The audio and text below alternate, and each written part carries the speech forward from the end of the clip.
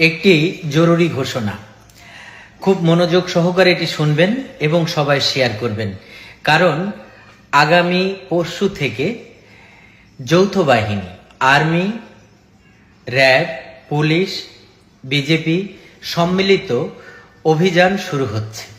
এই শুদ্ধি অভিযানে অবৈধ অস্ত্র তোলার পাশাপাশি সোশ্যাল মিডিয়াতে যারা নোংরা ভিডিও করছেন, যারা সামাজিক অবক্ষয় করছেন, গায়ের পোশাক খুলে ফেলে মেয়েরা ভিডিও করছেন, ছেলেরা আপত্তিকর ভিডিও করছেন, তাদের আইডিগুলো তো ব্যান্ড হবেই।